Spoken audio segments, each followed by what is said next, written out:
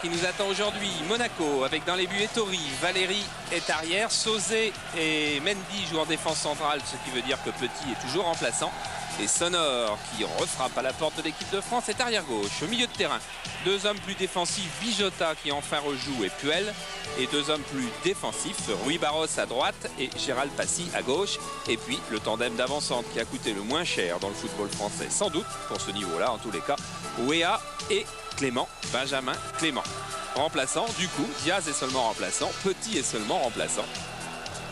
Arsène Wenger choisit les gens en forme, pas forcément les vedettes. Et les Marseillais, eux, sont venus nombreux. Il va y avoir au moins 15 000 spectateurs ce soir au Stade Louis II. Et ils vont donc découvrir, les Marseillais, une équipe qui va peut-être les surprendre. Car dans les buts, si Olmeta est là, Casoni est libéraux, car Moser est suspendu. Et sur le flanc droit, ce sera Fournier, c'est un petit peu la surprise du Kaiser. Boli et Germain, c'est-à-dire deux stampeurs, et Amoros, un autre arrière latéraux. Enfin, c'est ce que nous déduisons de ce qu'il y a sur la feuille de match. Il faudra quand même voir le jeu. Pardo sera forcément milieu défensif. Waddell, Vercuis et Cantona sont donc les trois attaquants chargés de soutenir Jean-Pierre Papin. Remplaçant donc, il doit y avoir Murat et Pelé. C'est pas tout à fait une surprise car Franz Beckenbauer, dès qu'il est arrivé lors de sa première conférence avant le match de Tirana, avait déjà dit qu'il changerait sans doute le système défensif pour venir avec un libéraux et deux stoppeurs. C'est ce qu'il fait ce soir. Reste à savoir ce qu'il fera quand Moser sera le libéraux. Car sans doute ne prend-il pas les mêmes dispositifs tactiques si Moser est libéraux ou bien si c'est une autre défense. En tous les cas, ce soir, il y a là du monde et du beau monde. Et pour le moment, ce monde est dans le couloir. Dans les tribunes, il y aura pas mal de Marseillais. Groupe de 18-19 joueurs qui a fait le déplacement. Jean Tigana, Carlos Moser est là aussi, Eric Dimeco. Ça fait partie aussi des nouveautés marseillaises imposées par Franz Beckenbauer. Tout le groupe fait le déplacement à chaque fois.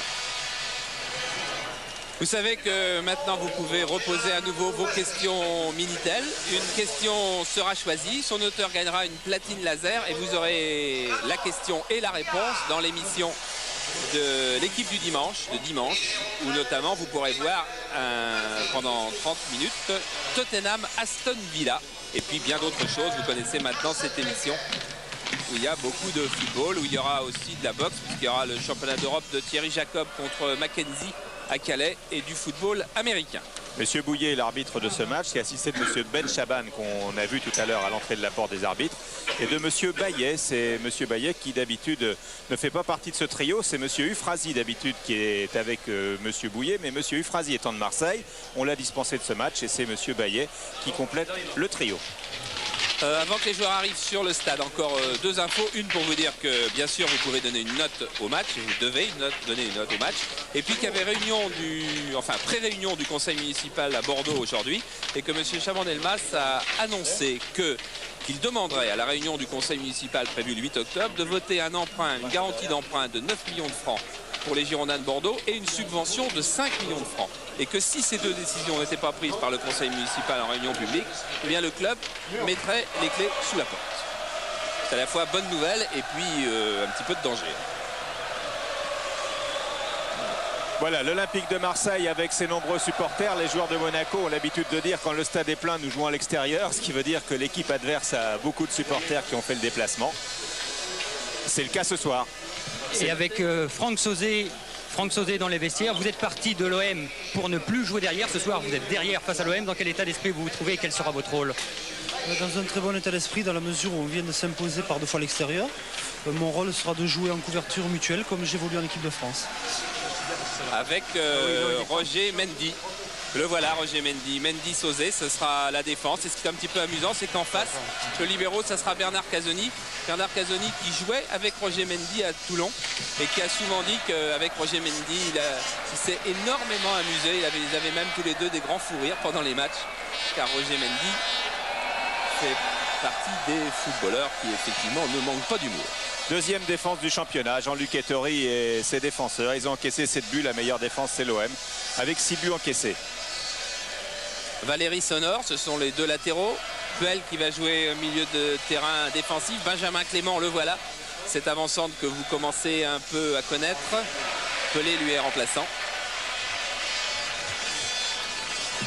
Et c'est un peu un joker de Franz que Franz Beckenbauer peut utiliser, car il a peut-être dans l'idée qu'Abedi Pelé peut être autre chose qu'un attaquant de soutien, mais peut aussi devenir un demi-défensif. Voilà, Bruno Germain qui a été le dernier entré sur le terrain, car il a dû changer de crampon et les montrer à nouveau au juge de touche, M. Ben Chaban.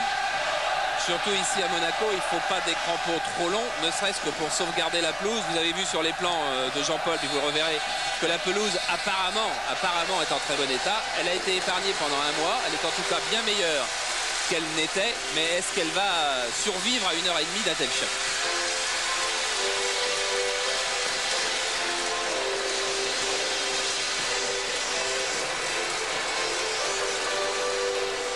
L'an dernier, l'Olympique de Marseille avait gagné ici par 3-1 et il y a 2 ans, Monaco avait gagné par 3-0. C'est dire qu'à chaque fois, il y a beaucoup de buts dans ce match Monaco-Marseille. Sympa les deux capitaines, mais ils se connaissent depuis tellement longtemps. Voilà, déjà 15 ans que Ettori est à Monaco et Jean-Pierre Papin, il est dans le football français avec une petite interruption belge depuis plus de 10 ans. Arsène Wenger. Arsène Wenger qui, en éclatant de rire, sous forme de boutade, disait hier, moi j'ai joué 15 matchs, j'ai été entraîneur pendant 15 matchs de Coupe d'Europe, Franz Beckenbauer pendant 1. Et ça, c'était l'humour à froid d'Arsène Wenger, qui bien sûr sait très bien que Beckenbauer a un passé de joueur et maintenant d'entraîneur depuis la Coupe du Monde de très très haut niveau. Eric Cantona, deuxième buteur de cette équipe de l'OM avec 4 buts, le numéro 1 étant Jean-Pierre Papin, bien entendu. Ce sont les Monégasques qui vont donner le coup d'envoi de ce match. Dès que les fumigènes se seront un petit peu éclaircis, voilà Pascal Olmeta qui s'est fait fabriquer un maillot à col ouvert mais qui n'a pas eu le droit de jouer avec. Franz Beckenbauer nous l'a dit tout à l'heure. La discipline, il aime beaucoup. Et bien les maillots à col ouvert, il n'aime pas. Et d'autant qu'il connaît bien le patron des fournisseurs de maillots. Oui. Dominique Bijota. Retour depuis quelques semaines, alors que c'est contre Marseille il y a 2 ans que le début du tunnel avait commencé pour lui. Ballon pour Georges Weah. Georges Weah face à Germain, donne de l'autre côté pour Passy, mais interception de Fournier. Ballon à nouveau récupéré par les Monégasques avec Claude Puel. Benjamin Clément, poursuivi par Germain. Clément toujours entre dans la surface, il est bousculé par Bruno Germain. Et Monsieur Bouillet ne siffle pas pénalty. Et donne sortie de but, ça va être intéressant à revoir, à voir et à revoir encore, parce que Bruno Germain donnait bien l'impression... Ah non. Eh non, j'ai pas l'impression qu'il touche effectivement, que quand Clément se croise les deux pieds, on va revoir juste à la sortie. Germain ne le touche plus. Enfin. Ah, c'est extrêmement difficile à juger avec 3 ralentis. Imaginez la tâche de l'arbitre. On était sûr en direct qu'il y avait pénalty et qu'il y avait faute de Germain sur Clément. Après, c'est pas trop. On verra ça tout à l'heure à la mi-temps, peut-être à tête reposée. Valéry avec Franck Sauzet. Roger Mendy.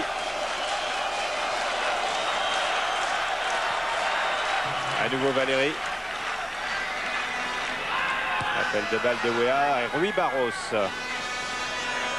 m. Valéry pour le Portugais Rui Barros.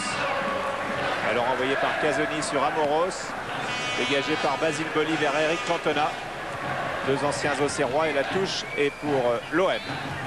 Alors le point tactiquement, et bien du côté de Marseille, c'est bien effectivement Casoni qui est libéraux. Boli est au marquage total sur Weah. Cantona, beau crochet. Et ouverture pour Chris Waddle, bonne sortie de Jean-Luc Ettori. Germain est sur Clément donc, et Fournier est en position d'arrière droit. Belle feinte de Weah au dépens de Basile Boli qui vient récupérer pour donner à Manuel Amoros. Le match démarre à 100 à l'heure et Chris Waddle est parti. Chris Waddle déborde, poursuivi par Mendy. Waddle parvient à centrer. Avec un petit incident derrière entre Waddle et Roger Mendy. Ce qui prouve que les joueurs doivent être un peu sur les nerfs, mais qu'en tous les cas, ils démarrent à toute allure cette rencontre. C'est un démarrage en trombe. Tête de Boly qui a pris l'avantage sur Wea. Mendy. À nouveau Boly. Et coup de sifflet de Monsieur Bouillet. C'est la suite dont je vous parlais entre et Waddle. Georges Weah qui disait en aparté, mais je l'ai entendu, qui regrettait beaucoup que Carlos Moser ne joue pas, car il aurait voulu se mesurer. Et c'est Jean Petit qui lui a fait la remarque, mais dis donc, tu vas quand même avoir affaire à la défense de l'équipe de France, c'est pas si mal. Peut-être Sonor. Gérald Passy. Weah. Pardon. Vercruis n'efface pas Sonor. Passy, Sonor. Ah là là, mauvaise passe directement sur Jean-Pierre Papin qui donne dans un espace vide. Ballon que récupère Weah.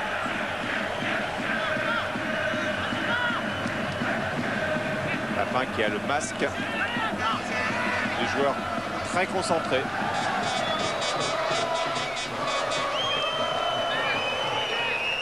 La défaite contre Cannes a donné l'impression de l'eau qui glisse sur les ailes d'un canard, mais ça laisse certainement quelques traces et quelques doutes dans une équipe qui était irrésistible.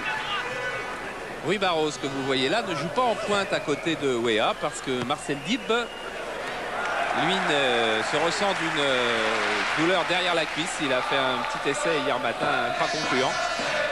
Alors Arsène Wenger a décidé de faire rentrer Clément aux côtés de Weah et de faire descendre Rui Barros à la place de Dib. Le match Mendy-Waddle continue. Et il va durer encore 85 minutes. Transversale pour Valérie, remise sur Rui Barros, surnommé la pile électrique par ses partenaires. Amoros pour Olmeta. Amoros qui joue donc arrière gauche aujourd'hui. Lui qui jouait à droite depuis qu'il est à l'OM. Mais vous savez que Dimeco est toujours blessé aussi. Ouais, Beckenbauer ne peut pas compter non plus sur Dimeco qui prend son mal en patience et qui ne pourra pas courir encore avant une quinzaine de jours. Il est debout. Il est debout contre Cannes. Il est resté assis dans la fosse, enfin assis à genoux dans la fosse, comme vous l'aviez vu contre Tirana. Et là, il est complètement debout. Claude Puel. Claude Puel devant un rideau bleu de Marseillais. Et une faute sur Puel.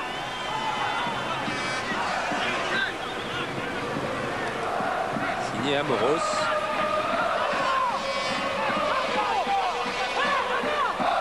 Coup franc tiré par Dominique Pijota. Mendy est monté dans le dos de Weah. Pijota et deux Monégasques hors jeu alors que Passy s'était bien jeté sur ce coup franc tiré par Pijota, mais il était hors jeu.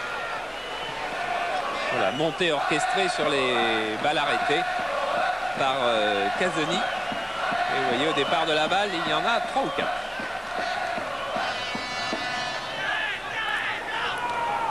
Osiek, le préparateur physique, est arrivé sur le porte-bagages de Beckenbauer. Il n'a pas toujours été. Il a été entraîneur de l'équipe cadette d'Allemagne. Il a aussi opéré à Schalke 04. C'est quelqu'un qu'on retrouvera au haut niveau en solitaire très bientôt.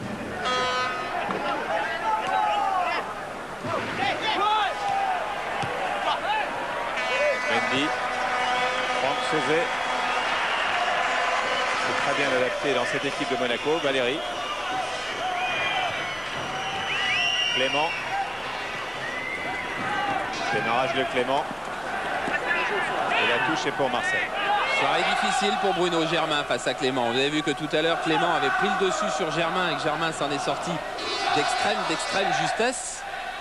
Au centre, Fournier Amoros sur les ailes. Pardo dans un rôle d'essuie-glace juste devant. Il a constitué un énorme bloc défensif et puis il a laissé 4 joueurs, Vercruis, Waddle, Papin, Cantona. À ces 4-là, le soin de faire la décision et de se servir d'un compte.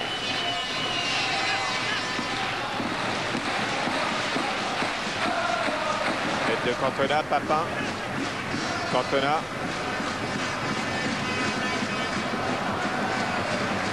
L'entrée de Claude Puel. Avec Jean-Pierre Papin qui rôde toujours dans le dos de cette défense monégasque. Il ne faudra pas qu'elle fasse une erreur. On a vu que le rôdeur tout à l'heure, s'il n'avait pas mis la main, il n'aurait pas eu le ballon. ouais. Il était pas loin du coup quand même. Rui Barros.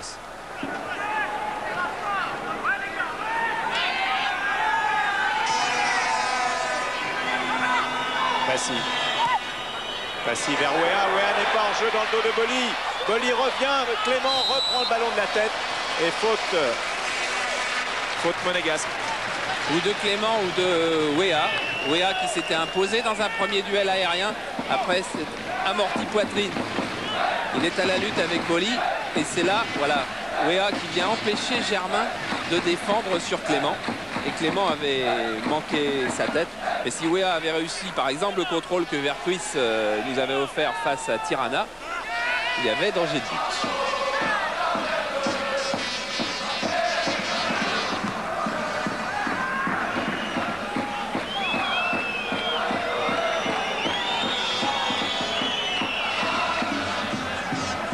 On arrive à la fin du premier quart d'heure.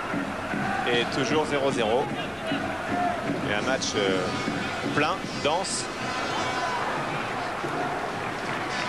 Boli sur Mendy. Rui Barros. Difficile devant Amoros. Et c'est Valéry qui est plus contré.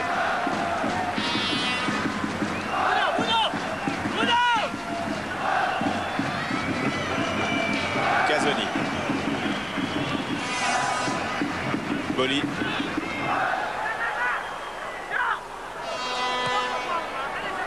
Boli cherche Papin, trouve Mendy.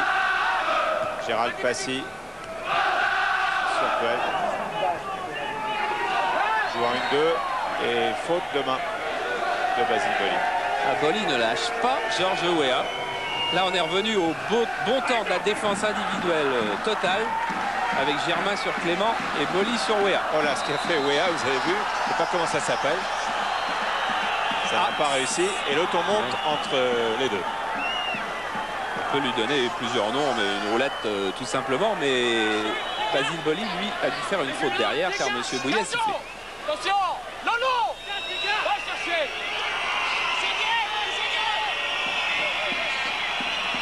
À nous les gars!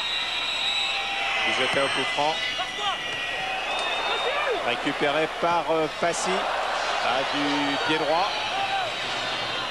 Envoyé par Amoros. Récupéré du pied gauche cette fois-ci par Passy. Dans le dos de la défense, mais Olmeta, tel un libéraux, était bien sorti.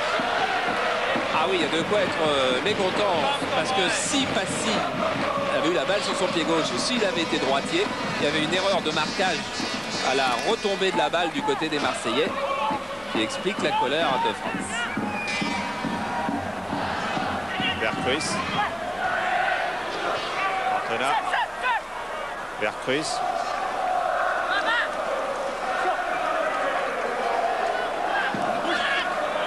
Avec Amoros. Contré par Bijota. Mendy.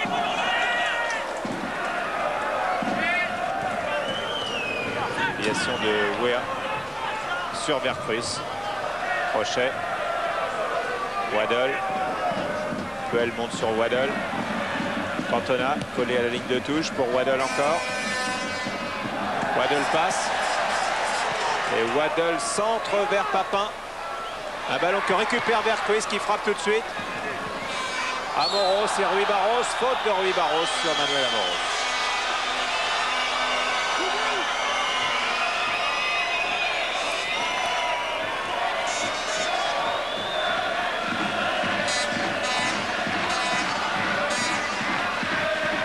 Début des Tories.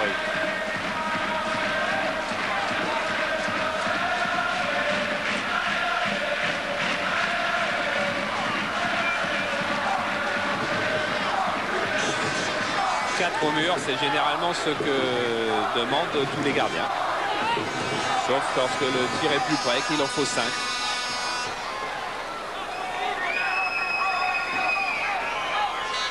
Rui Barros dans le mur, ça c'est étonnant. Ah, c'est en dégradé. Hein. Ouais. Papin. Et c'est passé, je crois, au-dessus de la tête de Rui Barros. Pas loin.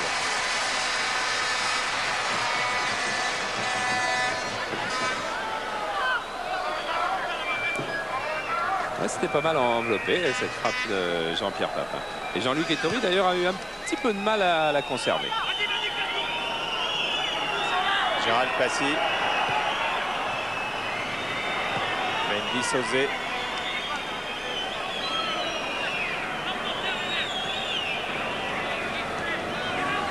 Rui Barros. Wea Casoni. Eh oui, faute de Georges Weah. Tous les cas, une équipe marseillaise qui est très bien organisée, et il s'avère que si Weah ou Clément ne prennent pas le dessus individuellement sur leurs deux stoppeurs, l'AS Monaco va avoir beaucoup de difficultés pour se créer des occasions de but, car c'est fermé, c'est bien fermé par Fournier et par Amoros sur les côtés, c'est bien fermé par Pardo dans l'axe. Il faudra des actions individuelles.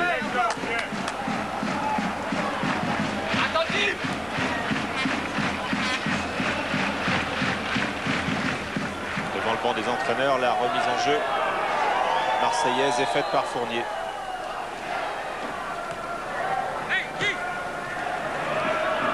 Fournier, l'ex-stéphanois. Clément Passy, Coel, Bijota. Tête de Casoni, Valéry. Valéry qui s'est laissé abuser par un faux appel de balle de Passy, qui lui a fait signe d'envoyer la balle dans l'aile et qui en fait est revenu vers lui.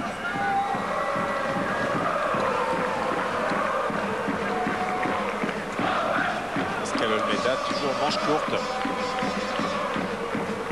Et il y a un gardien de but, un autre gardien de but avec Huard qui est là au match ce soir, c'est Albert Rust. Albert Rust qui est gardien aussi à l'AS Monaco et dont le dernier match était tout simplement la finale de la Coupe avec Montpellier. Fournier. Ça y est, il les a. Hein. Waddle.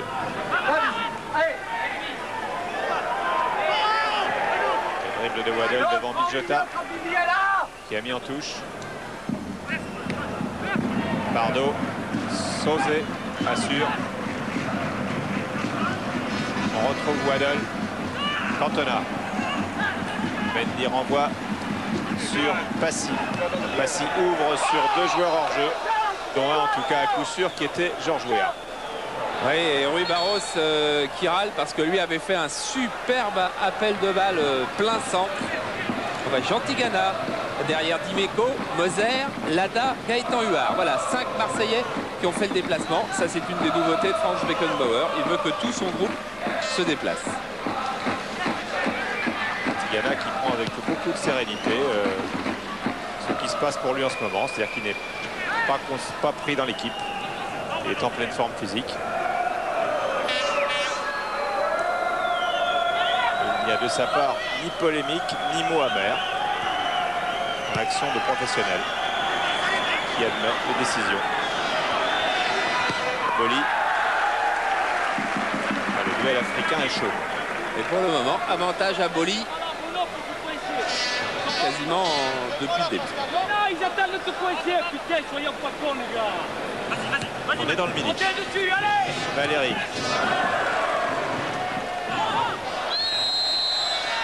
Et c'est une faute de Valéry sur Pardo qui est sifflée par M. Bouillet. Qui avait été précédé par un petit pont de Valéry sur Amoros. Valéry, international espoir.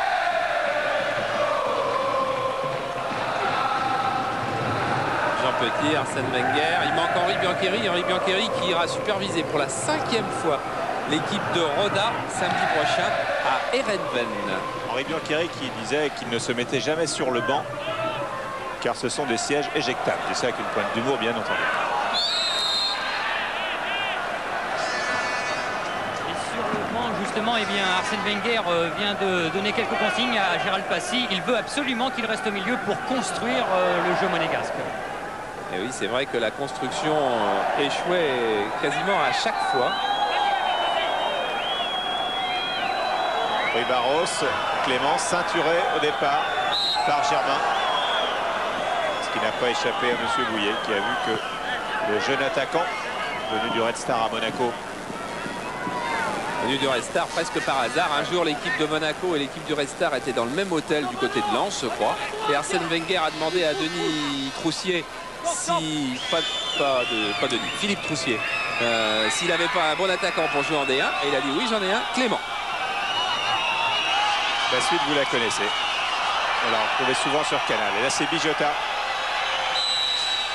qui va frapper ce coup franc. Et personne n'était signalé hors jeu. Aucun monégasque hors jeu sur ce coup franc tiré par Bijota. Quelle occasion, quelle occasion. Regardez, s'il n'y a pas hors jeu, et il n'y a pas hors jeu effectivement, car au moment du départ, regardez, Basile Boli couvre tous les monégasques, voilà, sans problème. Et alors là, il y a 3 monégasques pour marquer. Il faut amortir de la poitrine. Et c'est Passy, je crois, qui choisit de mettre la tête. Oh, quelle occasion. Quand ils reverront la cassette, car les joueurs regardent toujours la cassette le soir en rentrant, ils vont s'apercevoir de cette occasion dont ils n'ont pas dû avoir conscience même sur le terrain. Ouverture de Passy vers Wea. Wea qui remet sur Clément, mais Boli intercepte. Amoros Bijota. Faute sur Manuel Amoros de Dominique Bijota. Pas de précipitation, dit Monsieur Bouillet. Ce Bouillet qui mercredi arbitrera Ujpest Naples lors des tours de Coupe d'Europe. Clément sur Casoni. C'est Monsieur Bouillet qui était l'arbitre du match Lyon-Marseille au cours duquel Moser avait été expulsé.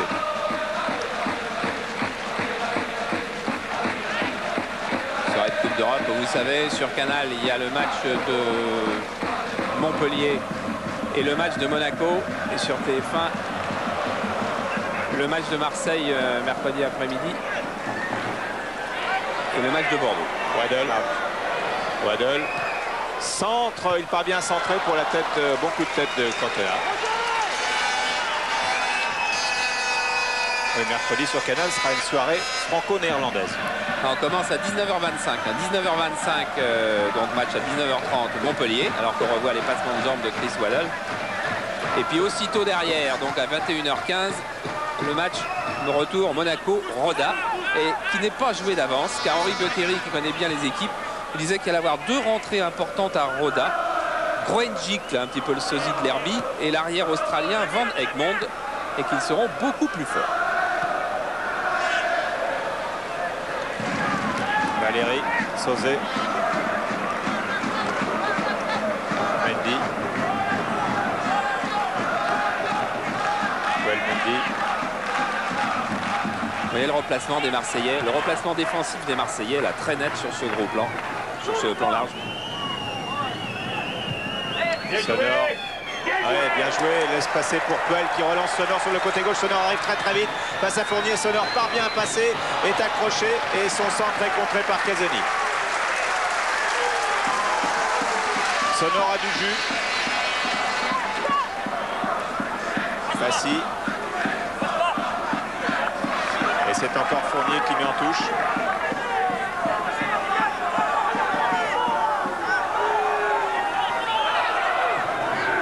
Remise en jeu de Sonor sur Rui Barros. Et cette fois-ci, c'est pour l'OM.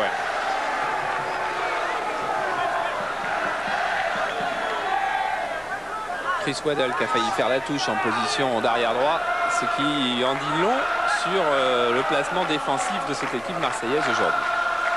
Vous l'avez aperçu au bout du banc marseillais, Jean-Pierre Bernès.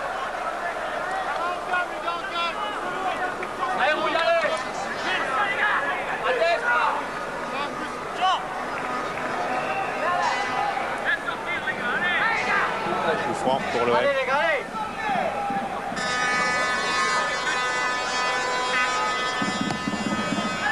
Germain vers Cantona, tête de Sonor. Passy sur Mendy. Bijota est crédité d'un très bon match à Caen. Sonor. Et Rui Barros passe. Rui Barros s'infiltre pour Clément. Clément, une occasion dans la surface. Frappe de Clément au ras du poteau d'Olmeta. Vous avez vu que du côté de Monaco, on a changé un petit peu le style de jeu. C'est-à-dire que maintenant, on cherche a opéré presque en contre. On a compris qu'il était un petit peu vain d'attaquer classiquement et on cherche des contres très rapides. Celui-là a été signé Rui Barros. Clément se met sur son pied droit et effectivement vous voyez que son extérieur du pied est légèrement écrasé au moment de la frappe. Il y avait un bout de pelouse qui en est parti et ça suffit pour que le tir soit trop écarté du but pour une soixantaine de centimètres, 1 mètre peut-être. C'est un match avec des occasions. Joël qui est face, voilà Clément, encore bien marqué de près par Bruno Germain.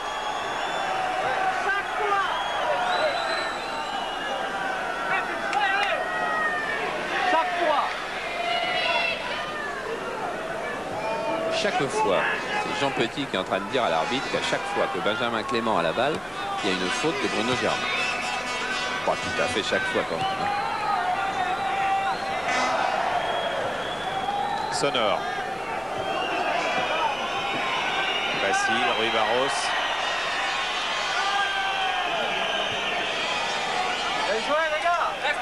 Franck Sauzet.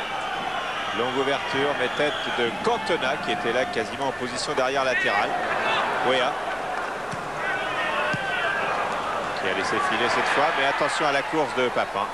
Et Tori relance sur Wea. Casoni. Avantage à Bijota, plus vif.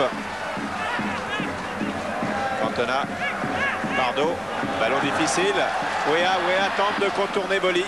Ce sont deux montagnes qui se bousculent. Et bon tacle de Sonore. Une équipe de Monaco très agressive. Après une demi-heure de jeu. Oh, formidable relance de Waddell dans un endroit extrêmement difficile. Une transversale de 40 mètres. Ah, l'ouverture de Moros n'était pas mal, mais pas assez bien ajustée. Ça c'est fou. S'il y avait eu occasion de but là sur Fournier qui s'était lancé, ce serait parti de cette relance de Chris Waddell à 20 mètres de ses buts alors que 90% des joueurs auraient donné la balle au gardien. Valéry ne peut pas empêcher le ballon de sortir.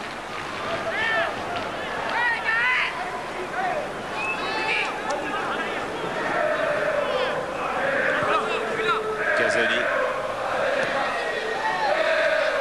Assure sur Olmeta. Benjamin Clément très présent dans ce début de match. Bon, vous connaissez son histoire. On l'a vu plusieurs fois sur Canal. On vous l'a raconté.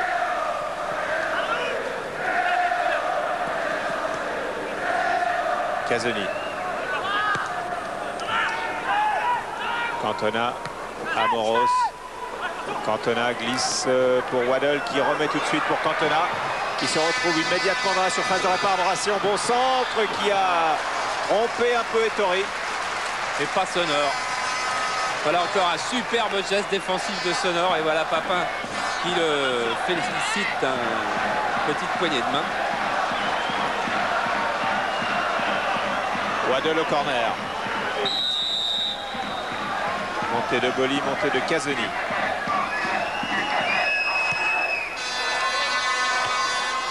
Tête de Sauzet. Rui Barros. Gérald Passy, pardon. Et avantage à Bijota. Attention, Rui Barros qui était en pointe et qui n'a pas eu le ballon. Et on repart de l'autre côté aussi vite avec une sortie difficile pour Ettori face à Chris Waddell en dehors de la surface. C'est un corner. Corner que Waddell va jouer très vite. Ah, il y a de la panique. Oh là là, ballon qui navigue dans la surface, repris par Cantona, contré, tête de Papin. Boli est là avec Clément. Non, il n'y a pas pénalty, dit monsieur Bouillet. Et il y a eu bousculade. Et il y aura corner, mais ça a été chaud, ça a été très chaud. Oh, Basile Boli qui tombe avant l'attaque de Benjamin Clément. Basile Boli qui était tout près de marquer son deuxième but avec l'OM. Il avait déjà marqué à Nantes. Emmanuel Amoros sur le corner pour l'Olympique de Marseille. Et but de Bruno Germain sur ce corner de Manuel Amoros. Remarquable coup de tête, applaudissement de Franz Beckenbauer sur ce coup de tête de Bruno Germain qui s'est élevé au-dessus de tout le monde et qui marque son premier but de la saison, me semble-t-il. Oui, premier but de la saison et regardez tout ça est le fruit de ce qui se passait jusque-là. car si Sauzé est derrière Germain et n'est pas au marquage, c'est à la suite de cette période de panique, de ces 2 minutes de panique de la défense monégasque. Corner admirablement tiré. Jean-Luc Ettori n'est pas sorti car Jean-Luc Ettori est encore dans ces 2 minutes de folie. Sauzé est derrière Germain, Mendy n'a pas sauté, Weah est mal placé, lui qui doit toujours revenir. Regardez, Weah et Clément, ils sont devant Ettori là-bas, face à aucun bleu. Et Cantona sur leur réengagement tente sa chance de très loin. Oui, Eric Cantona a bien senti que la fébrilité s'était forcément installée dans cette équipe monégasque. Et bah oui, Arsène Wenger et Jean Petit pensent que il ne méritait pas un tel but. Et comme l'assise défensive de l'OM est très bonne ce soir, ça va se compliquer pour Monaco.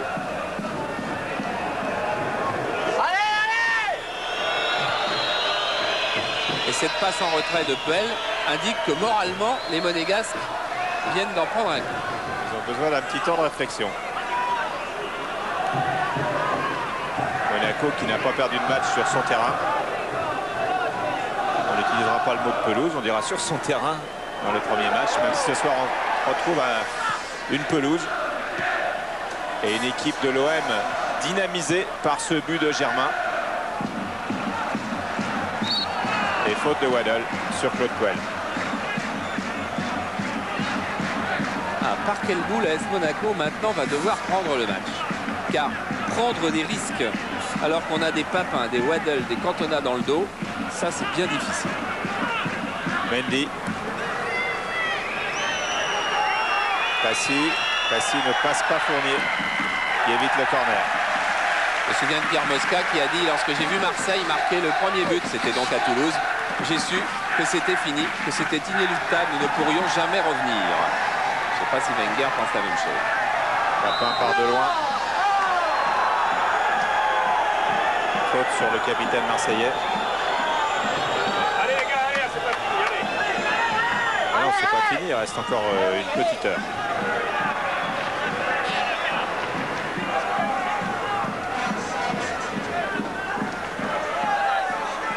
Oui, la faute était loin d'être nette.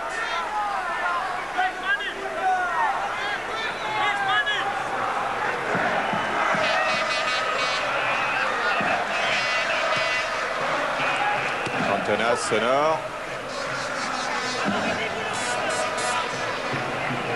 Bijota sur Germain, Bijota récupère, lance Weah, raté de Manuel Amoros, dont profite Rui Barros qui donne tout de suite. Mais mal. Il a manqué son centre de l'intérieur du pied.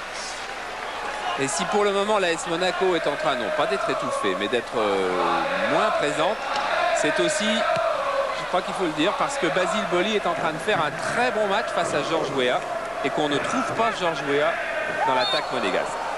Faute d'Amoros sur Valéry. Amoros suspendu le prochain match de championnat contre Saint-Etienne. Ce sera son 3e match de suspension de la saison.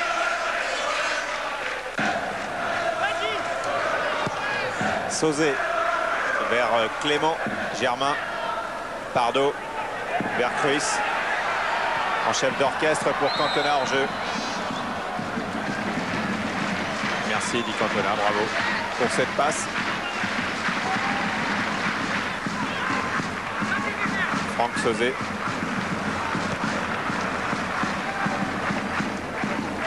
Sonore.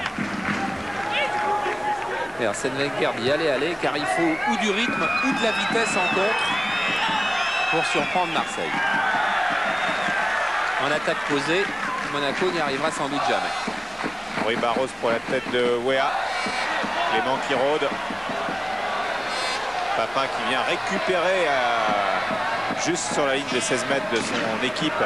Et ça repart très très vite avec Papin. Oh là là, Papin qui a été à la lutte avec Sauzé. Papin qui vient tacler ce ballon dans les pieds de Mendy ensuite. Et c'est Sonore qui peut relancer la machine monégasque. Et voilà, l'homme qui peut relancer la machine monégasque, c'est lui, c'est Rui Barros. Rui Barros qui pose des problèmes aux deux défenseurs marseillais. Mais Rui Barros qui aujourd'hui joue dans un rôle de milieu de terrain, même s'il n'est pas souvent sur le flanc droit, alors que le bon fonctionnement de l'équipe monégasque à Caen et à Roda, ça avait été Rui Barros avant-centre aux côtés de Weah.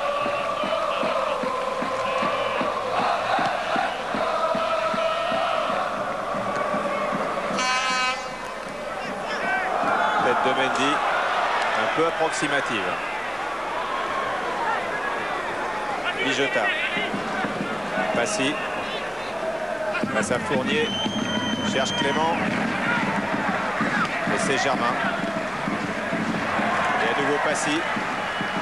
Le centre est contré. Casoni. Pardo. Et Marseille repart dans un grand espace laissé libre sur le côté gauche pour l'instant avec Vercruis qui rate sa passe. Qui ne récupère pas. Mais Amoros le fait et faute de Claude Puel sur l'ex-monégasque Manuel Amoros. Cette équipe monégasque est troublée, complètement troublée par le but de Bruno Germain. Il y a de quoi d'ailleurs d'être mené sur son terrain par l'OM après une demi-heure de jeu. Il y a de quoi être troublé.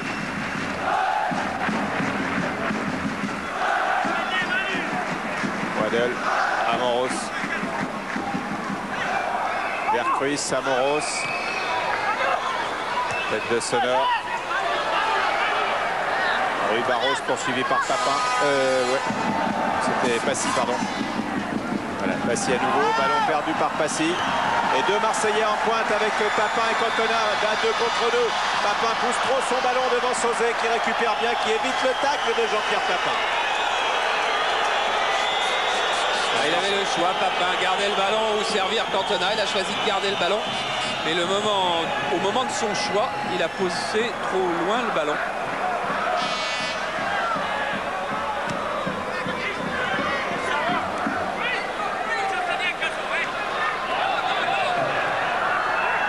Waddle. Il faut un libéro merveilleux hein, parce que des relances dans les situations difficiles. Et là, Sauzet, Mendy. Sauzet s'en sort bien. Lance Georges Weah avec 3 Marseillais autour de lui. Boli, Casoni et Fournier. Georges Weah pris dans l'étau, Boli, Casoni. Un étau qui fonctionne très bien depuis le début de ce match. Oui, il est fort possible qu'à la mi-temps, Arsène Wenger demande à Georges Weah de reculer ses bases. D'avoir un peu plus d'espace pour venir attaquer les Marseillais balle au pied parce que pour le moment il est privé de ballon.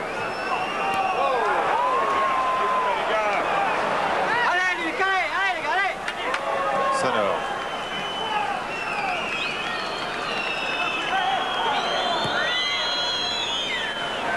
Casoni. Clément. Weah. Clément. C'est une guerre de tranchées. Oui, mais l'agressivité est souvent marseillaise et les contres sont souvent bleus. Bijota. Faute de Vercruis. Vercruis qui disait l'année dernière l'OM c'est Agler. Je crois qu'il pourrait le redire aujourd'hui.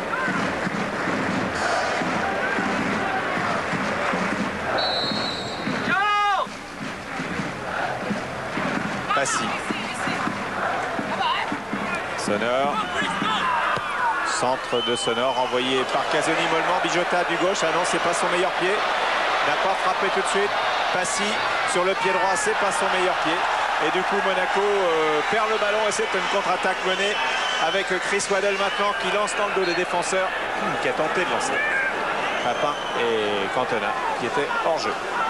Hors jeu sur une montée soudaine et bien inspirée de Franck Sauzet, qui a d'abord commencé par décrocher. C'est la 3e fois qu'il prend Papin et Cantona au même piège. Il fait semblant de décrocher et il remonte sa lignée. Rui Barros.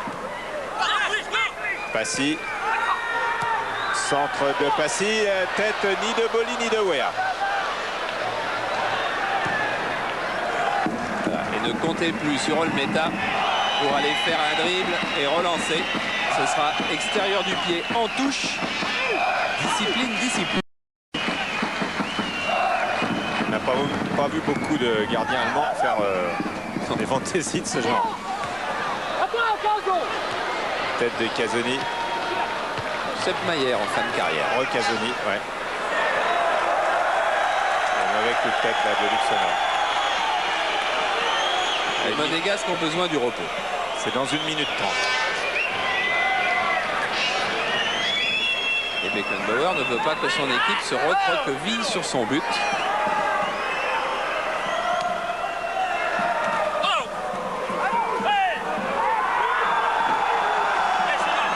C'est pour Marseille la touche. Fournier. Sauzé dans la dernière minute de cette première mi-temps. Rui Barros, Sauzé, une frappe de Sauzé. Il était en difficulté avec le ballon parce qu'on avait vu d'ailleurs, je ne sais pas si on aura le ralenti, mais on avait vu des petites mottes de terre sauter. Et la pelouse a condamné ce tir de Franck Sauzé avant même qu'il le tente.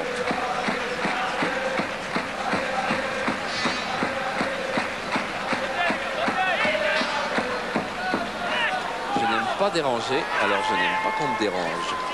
Ça, c'est du Franck Sauzé. En dehors du foot.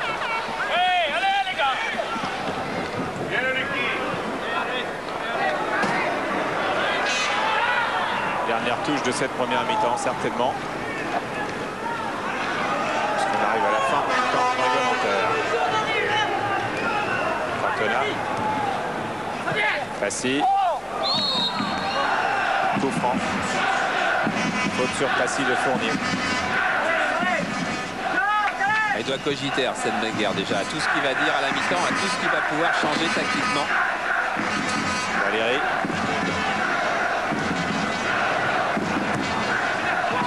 Rui Barros, tête de Casoni, Puel, devant Waddle, Mendy, Luxonor. On est entré dans les arrêts de jeu.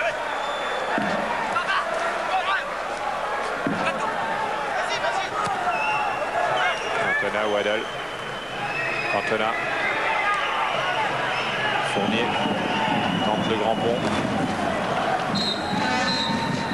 Et voilà, fin de la première mi-temps sur ce score de 1-0. But marqué à la 34e minute d'un beau coup de tête de Bruno Germain sur corner. Ce qui fait que pour le moment, eh bien voilà Monaco retourné à 5 points de l'Olympique de Marseille et que il ne faut pas oublier donc en ce moment l'adversaire le plus dangereux de Marseille reste l'AJA Auxerre. Il joue demain à Toulon. Le buteur c'est Bruno Germain. Fournier qui a fait beaucoup d'efforts. Il y a juste Murat derrière lui qui éventuellement pourrait le remplacer s'il était fatigué. Germain, on pensait que c'était un éternel remplaçant depuis 6-7 ans. Il est titulaire partout où il passe. C'est un éternel titulaire. Que l'entraîneur soit l'entraîneur des champions du monde ou bien qu'il vienne du centre ou bien qu'il soit à Paris. Ça a commencé à Orléans, puis Nancy, puis RP1 ou dans l'ordre inverse, puis Marseille, puis Toulon, puis Marseille. Avec Jean-Luc Ettori, on a senti une équipe monégasque très bien dans les 30 premières minutes et puis après ça a cédé. Oh, cédé non, je crois qu'on... C'est vrai que bon, les Marseillais nous ont mis un peu en difficulté le dernier quart d'heure, mais enfin moi je crois qu'on avait beaucoup donné, on avait pressé énormément. Je pense qu'on peut mener au score, on a une bonne occasion par Benjamin Clément. Le penalty, je pense qu'il y a, enfin faut voir les images, je pense qu'il y a penalty à la première minute. À partir de là, au lieu de mener nous, on est mené, c'est un peu embêtant. C'est sûr, c'est téléphone 43 46 12 21. Il a changé car on ne peut plus réserver par téléphone à Canal. Il faut réserver par téléphone à Bercy. Combien? 43, 46 43 46 12 21. Merci. Un petit coup d'œil à notre sponsor et on revient avec les Marseillais et les Monégasques. Dans ce temps-là, j'appelle.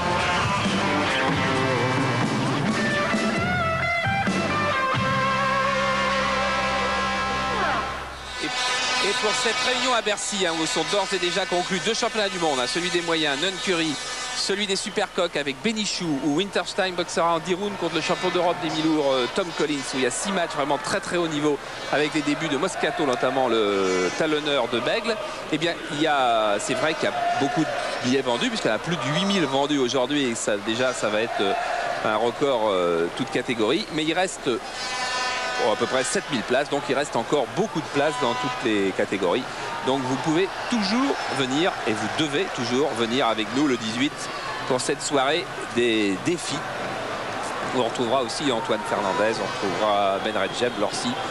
Je crois que c'est à peu près ce qu'on peut faire de mieux en ce moment comme réunion. Et n'oubliez pas que dimanche, pour ceux qui aiment la boxe, il y a Thierry Jacob après notre séquence football de l'équipe du dimanche où il y a Aston Villa contre Tottenham. Début allemand, début espagnol, début anglais. C'est pour vous dire que quand vous voyez début anglais, début allemand et début espagnol sur une autre chaîne, c'est qu'ils ont été volés. À Qatar. C'est clair. Voilà. Et j'en ai vu. Oui, j'espère qu'on en verra plus. Germain, le buteur du soir. Boli. Fournier. Pardo. Bien joué pour Weah tout de suite dès la première minute. Weah qui est bousculé. Oui, penalty. Faute de Boli cette fois-ci sur Weah. Monsieur Bouillet siffle penalty. L'occasion d'entrer, d'égaliser pour l'équipe de Monaco. On va revoir. Georges Weah a pris un pas d'avance. Boli vient tacler. Et oui, il prend le deuxième pied de Georges Weah qui avait choisi de dribbler, de contourner Basile Boli. Et quand Basile Boli vient tacler, Georges Weah a déjà emmené son ballon. Et qui sait s'il ne récupérera pas le ballon. Mais fait qu'il récupère ou qu'il ne récupère pas, ça ne change rien.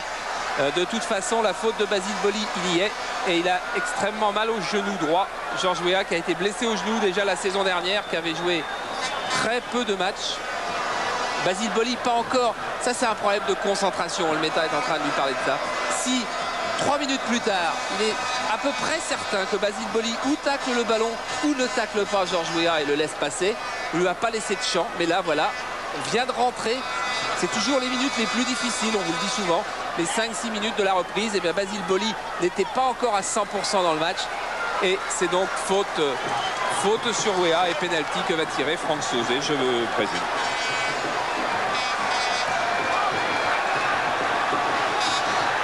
« 1-0 pour Marseille, 47e minute.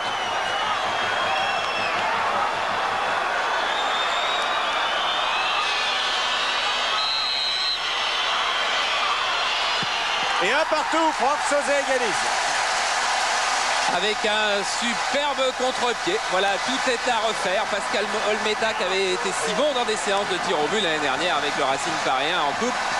Et Beckenbauer là n'applaudit pas mais essaie de redonner du moral à la fois à lui et à ses troupes. Là, Pascal Olmeta est pris à contre-pied. Regardez, il allume un petit coup à gauche et il se lance à droite après avoir pris un pas d'élan supplémentaire en quittant sa ligne. On va peut-être bien le revoir là. Il va disparaître du mauvais côté. Voilà.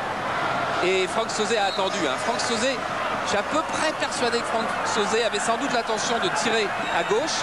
Et quand il a vu Olmeta partir, on le voit au dernier moment ouvrir son pied et pas la mettre complètement du côté du poteau. Prendre aucun risque, la mettre à 2 mètres du poteau. Olmeta qui encaisse son 7e but en 11 journées de championnat.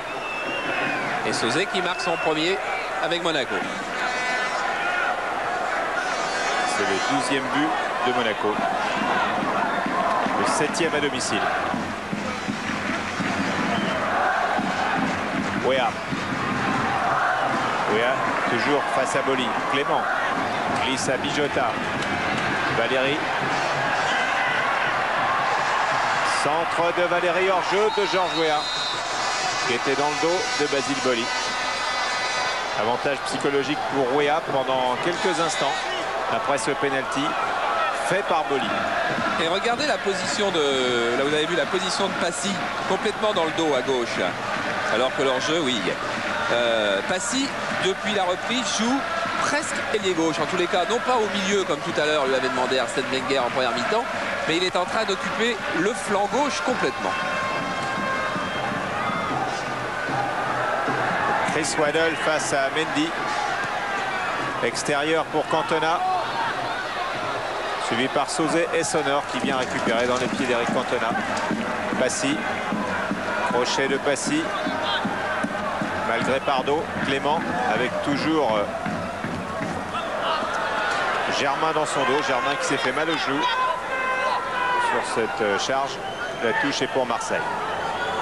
Voilà, et Fournier intelligemment qui prend son temps pour laisser Germain récupérer. Vercruz. Waddle. Retour de Weah dans les pieds de Pardo et c'est Rui Barros Rui Barros qui mène la contre-attaque, qui part tout seul dans l'axe, qui donne à Clément. Clément part très vite, sortie délicate pour Olmeta, qui était un petit poil en retard sur Benjamin Clément. La touche est pour Monaco, elle est jouée très rapidement avec Wea maintenant. Wea ne passera pas cette fois. Pardo. Faute de Bijota sur Pardo. Et c'est l'OM qui flotte un peu. Et oui, l'équipe qui prend un but. Toujours un petit moment d'étourdissement. Chris Waddell revient chercher le ballon loin. Il sait que ses défenseurs ont besoin d'être rassurés. Là, c'est assez rare de voir Chris Waddell perdre une balle aussi longue et aussi nettement. Et superbe joueur quand même, c'est Kader Firoud. Je le disais il n'y a pas si longtemps, tant qu'il y aura des Chris Waddell, moi je continuerai à aller voir les matchs de football. Firoud qui a été entraîneur de la grande équipe de Nîmes dans les années 50. Et ça pour les tout petits. Rui Barros. Mendy. Contré 2 fois Mendy. Une première fois par Waddell, une deuxième fois par Papin. L'OM va remonter sur le terrain. Vous allez voir que l'OM progressivement va aller, non pas presser les Monégasques, mais prendre une position plus lointaine d'Olmeta. Sonore appel de Passy, contré par Waddell. Cantona pour Vercruis, à nouveau Cantona pour Papin. Ah non, trop long. Et oui, ils étaient du côté droit tous les quatre. Vercruis, Papin, Waddell et Cantona. Donc en relançant à gauche, ils n'avaient aucune chance de trouver un but. Offensivement, le potentiel marseillais est très fort puisque Abedi Pelé est sur le banc et Stojkovic ne joue pas parce qu'il est blessé. Blessé au genou, on vous a dit que ça allait un petit peu mieux. Eh bien depuis 4-5 jours, ça va un peu moins bien et on commence à être un petit peu inquiet pour le genou de Stojkovic. Waddell. Oh, c'est bien joué! C'est bien joué! La sortie d'Ettori, non! But de Vercruis! Alors que le tir de Vercruis semblait raté. Vercruis marque et redonne l'avantage à l'Olympique de Marseille à la 52e minute. Ah, Michel vous parlait du potentiel offensif des Marseillais. À tout moment, ces 4 gaillards, Vercruis, Waddell, Papin, Cantona, peuvent faire la décision. Il y a eu une superbe ouverture qui doit être signée Chris Waddell, bien sûr. Il trouve Vercruis infiltré. Vercruis qui attend la sortie d'Ettori et qui croise de l'intérieur du pied. Il n'y a pas besoin de jouer beaucoup plus fort parce que Ettori ne peut pas se lancer là-dessus. Ouverture de Waddell. Vercruis ne doit pas être hors jeu. Je ne sais pas si on a eu un plan du haut qui nous le confirme.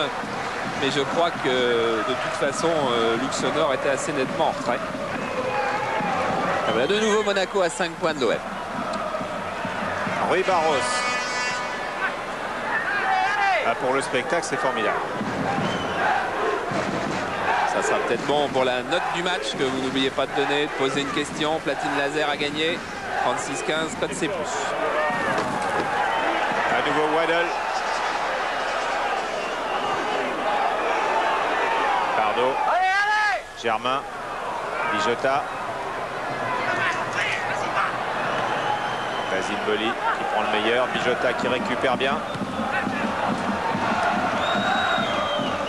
Cantona, Sauzé. Wea Boli. Les duels du match. Rui Barros. Et avec Vercruis. Vercruis et Barros, il y a 30 cm d'écart. Presque. Diaz est en train de s'échauffer. Alors que Vercruis, c'était aussi son premier match, son premier but de la saison en championnat, mais qu'il avait marqué superbe but face à Tirana. C'était le 5e.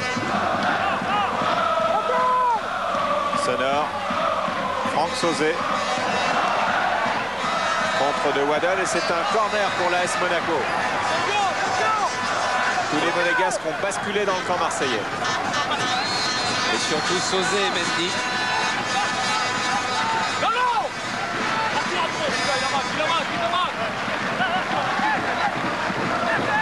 Bijota frappe ce corner, il est long.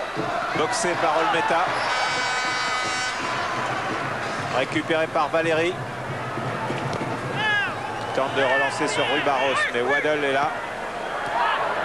Vercruis. Coup d'œil vers la droite. Pas assez bien ajusté. Interception de Bijota, puis Clément. Bijota. Attention au hors-jeu pour les Monégasques qui sont tombés dans le piège. Wea et Rui Barros. Ça, c'est l'avantage de jouer avec un libéro comme Casoni. C'est un joueur qui sait fort bien s'aligner parce qu'il joue souvent en défense alignée à 2 défenseurs. Et donc, il fait tomber les Monégasques dans le piège du hors-jeu avec beaucoup d'intelligence. Voilà, Boli suit Wea partout jusqu'au vestiaire.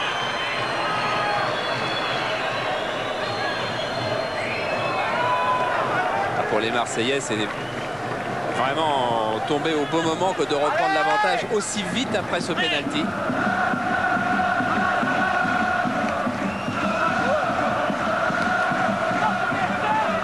Bijota. À nouveau Bijota, Pardo. Remise en jeu de Valéry. Touche pour Monaco.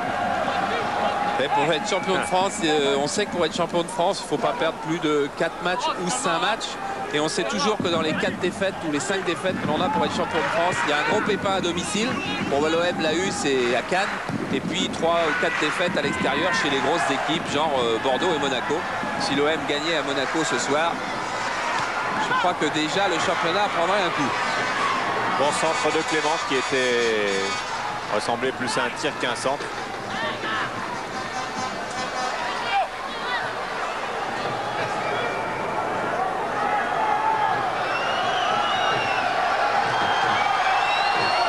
Ettori qui dit Benjamin Clément, attention, c'est quasiment un Papin, le même genre. Et lui a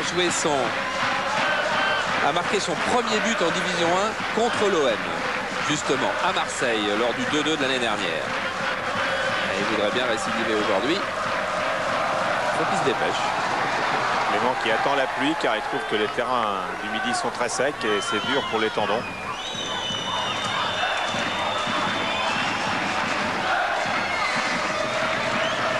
C'est vrai que le terrain de Monaco, avant qu'il y ait le gazon de repousse, était encore plus dur.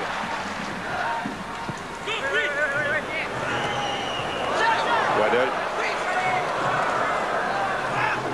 Puel sur Sauzé. Sonore.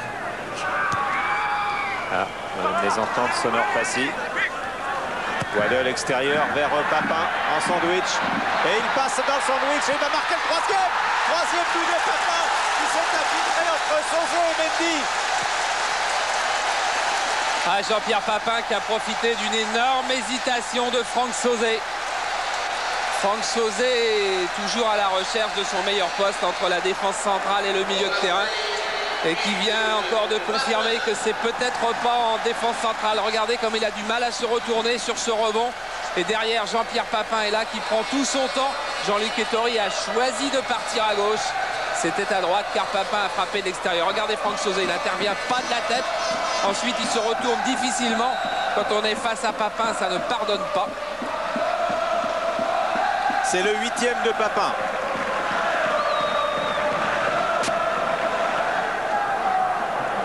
Et c'est le 3e de Marseille.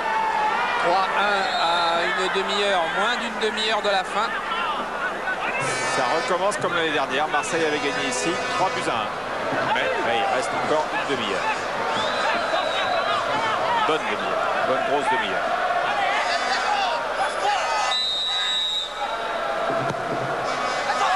Le méta-box. Papin. Waddle. Papin. C'est du billard. C'est du billard avec Vercruis qui est parti, mais Sonore a bien fait écran. Attention au cafouillage de Sonore. Le doute a changé de camp très vite. Oui, il n'est pas resté très longtemps dans les esprits marseillais.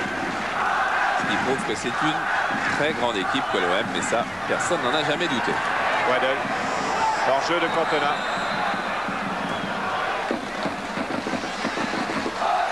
On peut regarder d'un œil noir le juge de touche. Il ne changera rien, il était hors jeu.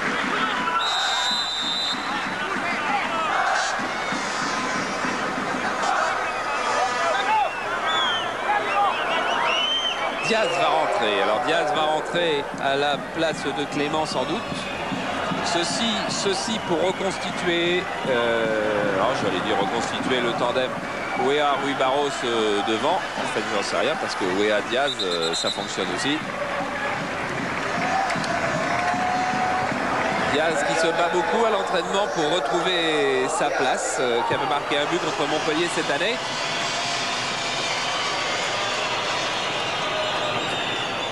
Mais qui, à l'entraînement d'hier, par exemple, paraissait encore pas tout à fait à son niveau international. Le centre de Sonor est finalement récupéré par Bijota, qui a retrouvé l'intégralité de ses moyens physiques après une longue blessure, longue absence de 2 ans. Valéry, Sauzet, au four et au moulin. Bijota, tir contré par Basile Boli. Gérald Passy. Et tacle de Passy sur Pardo, qui a été touché.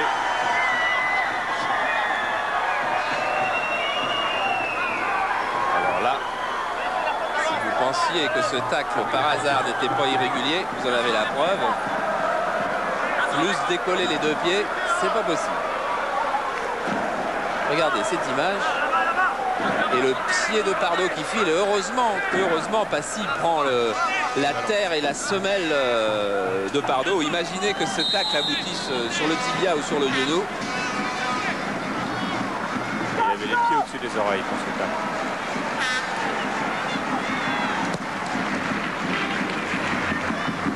Mendy. Papin fait peur.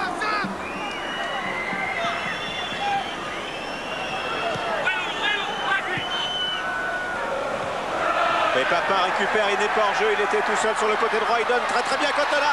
Reprise du gauche d'Eric Cantona. Eric Cantona qui n'est pas très en réussite dans cette équipe marseillaise. Il n'a encore marqué que 4 buts, il a eu un maximum d'occasions. Mais regardez celle-là, on s'attend à une volée du pied droit, c'est-à-dire du pied intérieur le plus près du ballon. Il choisit la volée de l'extérieur, de pied extérieur, qui aurait certainement trompé Ettori, mais beaucoup plus difficile à réussir. La preuve, elle a été manquée. Papin.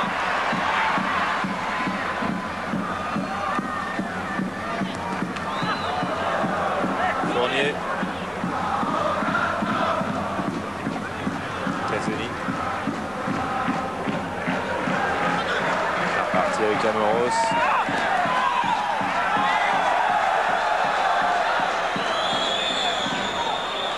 Passy. Oh là là, il y a du tacle dans l'air.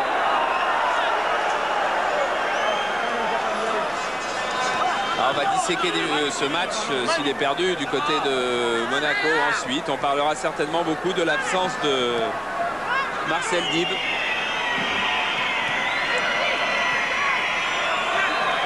Pardo, Papin est hors jeu cette fois-ci. Nettement. Dib dont l'activité aurait été précieuse au milieu du terrain, car le milieu du terrain monégasque subit face aux Marseillais. Diaz. Dib est à Monaco, ce que Pardo est à Marseille. Oui, tout à fait. Et à l'équipe de France. Bijota toujours pour ce coup de pied arrêté.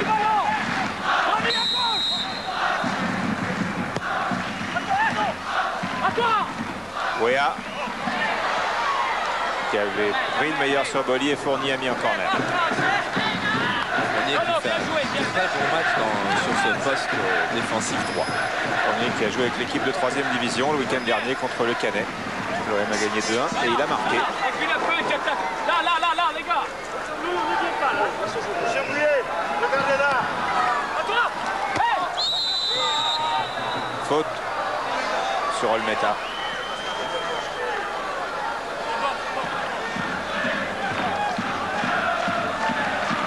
Faute de Roger Mendy, donc, apparemment. Oui, sur Casoni. Et Olmeta, c'est le 3e dégagement au point consécutif. Olmeta qui est gagné un petit peu par la discipline allemande. Il prend absolument aucun risque. Alors que Murat est à l'échauffement. Murat qui a participé au décrassage de tous les joueurs ce matin, car Beckenbauer impose un décrassage du 30 minutes à peu près le matin du match. Et qui est resté plus d'1 heure ensuite avec ceux qui ne jouaient pas. Tigana, Moser, Huard et tout ça. Parce que Beckenbauer lui avait dit que de toute façon il ne débuterait pas la rencontre et lui a donc fait faire un peu plus de travail.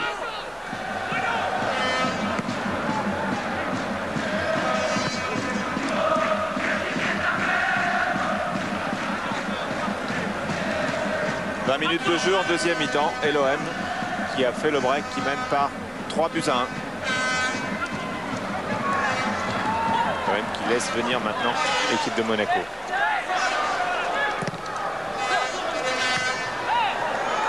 Et une équipe de Monaco, on en fait encore la constatation ce soir, qui n'a pas de public, car c'est vraiment dans le désert auditif, je dirais, en tous les cas, que l'équipe de Monaco joue.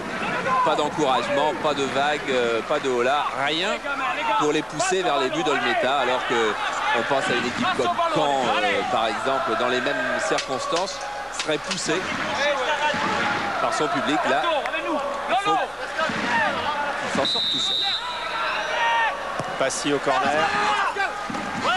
Et cette fois-ci à 2 mains. Voilà, ça aussi, ça veut dire quelque chose. Ça veut dire qu'Olmeta est en train, c'est vrai qu'il n'est pas beaucoup gêné non plus, mais qu'il est en train de se sentir très sécurisé par le jeu de l'OM en ce moment. Et par les 2 buts d'avance. Waddle, Bardot.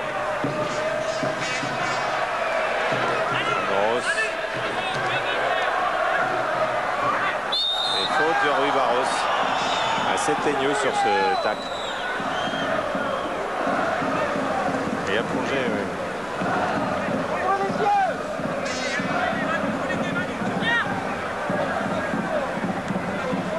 Ah oui, sans discussion.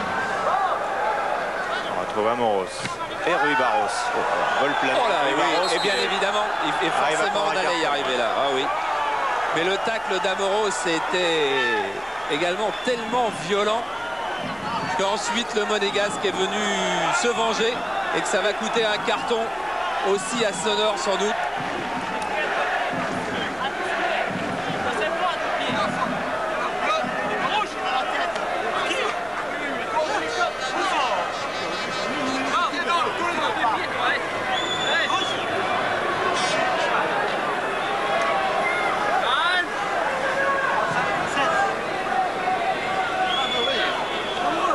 Regardez Amoros, les 2 pieds décollés, qui vient tacler avec beaucoup trop de vigueur Rui Barros, et Rui Barros qui forcément se venge derrière.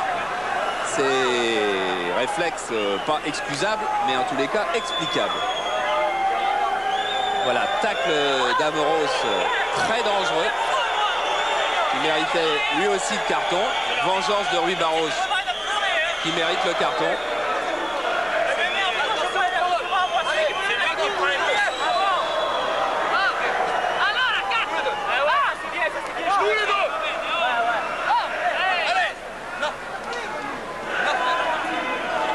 Alors il y a 2 cartons donnés, un à Rui Barros certainement, un à Sonor, je pense à peu près certainement. Et Amoros c'était peut-être également dans le coup. Mais je crois qu'Amoros, à partir du moment où il a le coup franc pour lui, là, donc a certainement pas été sanctionné. Waddle. Et là, nouvelle faute. De Diaz cette fois-ci, et carton pour Diaz. Ah, une minute de folie dans un match qui ne nous avait pas habitués à ça. Les nerfs craquent.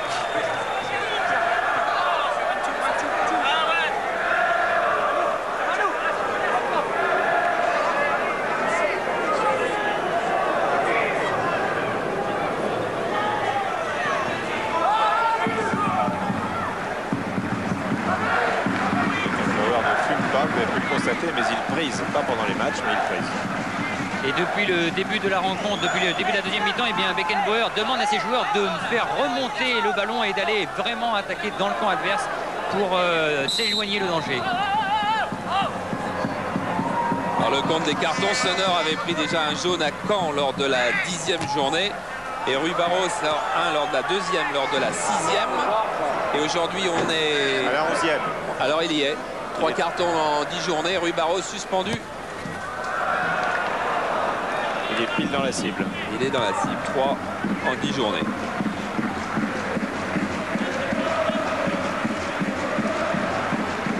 Remise en jeu de Sonor. Il reste encore 20 minutes. Et Diaz, lui, il avait un jaune à Nantes à la 4e journée. Donc il a encore droit à... Mais pas ce soir.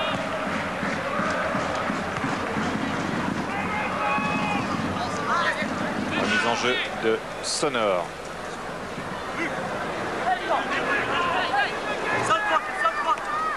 Bien joué avec Diaz.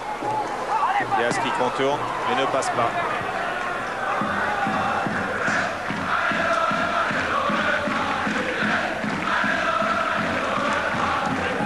Mendy. Sauzet. Gérald Passy.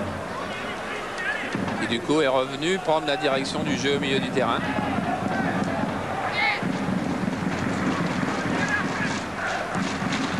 Franck Sauzet pour Wea.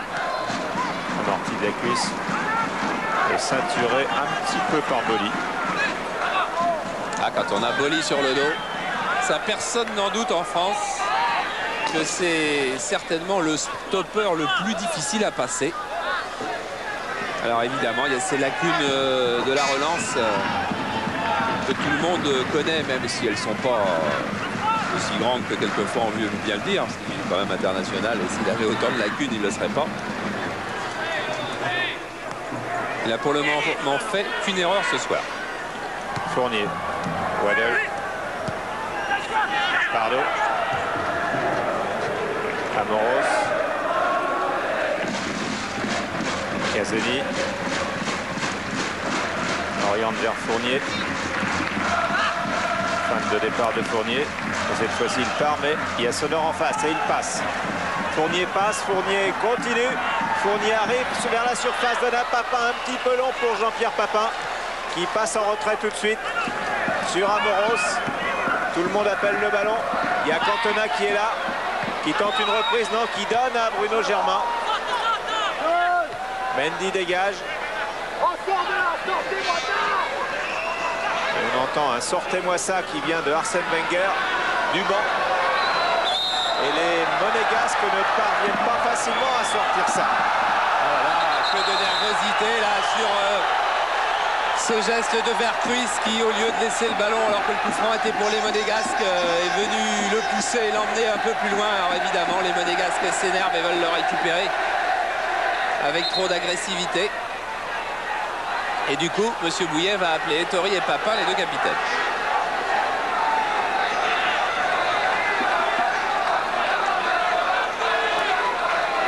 Du calme, le début de discours, ça m'a été, écoutez, vous jouez un grand match ce soir, vous ne le laissez pas dégénérer.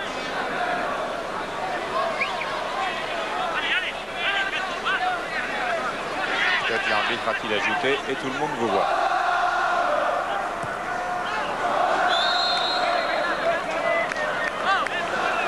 La construction du jeu monégasque pêche de toute évidence. Et si les Monégasques ont été excellents à Caen, excellents à Roda, il faut aussi dire que là-bas, ils n'ont pas pris le jeu à leur compte. Ils ont bien su obtenir leur secteur défensif, bien su contrer, jouer avec beaucoup d'adresse. Mais là où ils ont beaucoup le ballon, eh bien, ils ne construisent pas. Ils ne savent pas, aujourd'hui en tous les cas, face au bloc marseillais, prendre le jeu. Papin. Départ de Papin, retourné ric-rac. Oh là là. Des 1-2 dans la surface monégasque.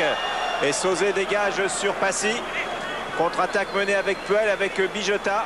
Bijota redonne, non pas tout à fait bien, à Passy. Et la touche est pour Monaco. Ah oui, Arsène Wenger qui veut que Bijota équilibre son milieu de terrain parce qu'il est moins frénétique, entre guillemets, frénétique, que les autres joueurs de l'AS Monaco. Sonore. Faute de Fournier.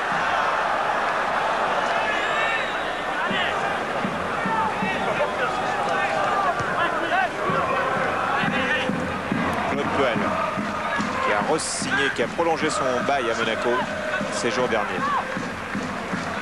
Diaz pressé par Germain. Franck Sauzet.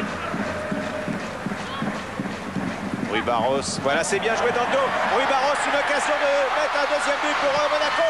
Et sortie formidable de Pascal Olmeta dans les pieds de Rui Barros qui avait le ballon pour ramener le score à 3-2. Et qui pouvait le donner à Weah, qui pouvait le garder et qui a sous-estimé le jus et la détente de Pascal Olmeta qui lui est arrivé à 200 à l'heure dans les pieds.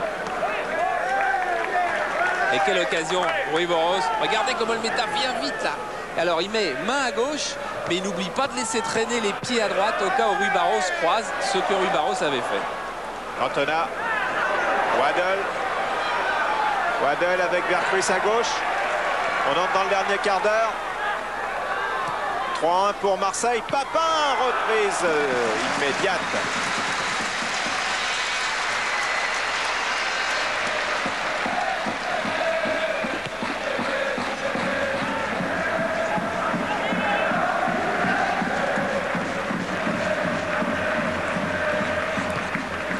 Ouverture de Bijota à nouveau. Rui Barros dans le dos de la défense. Dans le dos d'Amoros. Amoros qui est revenu sur Rui Barros. Et ce sera une sortie de but tout simplement.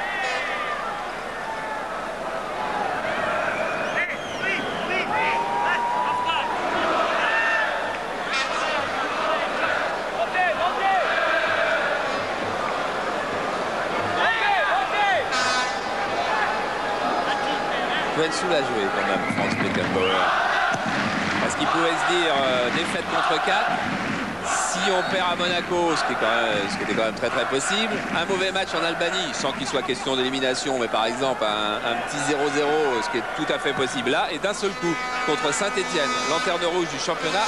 Attention à Diaz, et encore une bonne sortie d'Olmeta, oui, en voltige. Le match contre Saint-Etienne devenait donc un match dramatique pour l'OM, alors que là, tout va bien, il est tranquille. Quoi qu'il arrive, l'OM va être serein pour le retour de Coupe d'Europe et même sans doute jusqu'à la trêve. Cela dit, sur son visage, c'est pas facile de lire. Même en Coupe du Monde, hein, on l'a vu rire qu'après l'ultime coup de sifflet de la finale. Et encore sur les ralentis.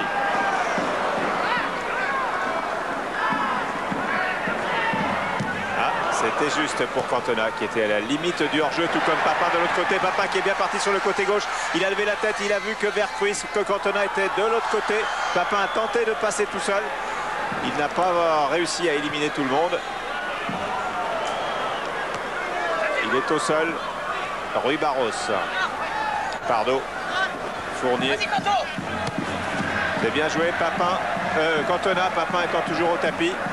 Si on peut utiliser cette expression avec Marseille. Cantona. Voilà, Cantona qui d'ailleurs, quand il était en train d'entamer cette attaque, était en train de se demander s'il n'allait pas mettre la balle en touche parce que Papin était toujours au sol. Et bien les Monégasques ont tranché pour lui. Et Papin qui va tenter son dribble. Valéry, c'est bon. C'est Puel. Puel, c'est moins bon.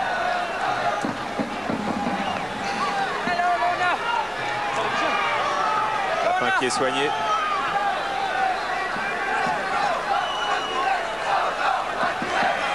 La raison pour laquelle Chris Waddle prend son temps. De toute façon, le jeu est arrêté. On va pas prendre son temps lui-même. Il est allé faire, Chris Waddle, une petite grimace à la caméra qui est au bord de la pelouse. Il a repéré. Ça, on l'avait vu dans un sujet de Didier la semaine dernière. Il a bien compris. Voilà.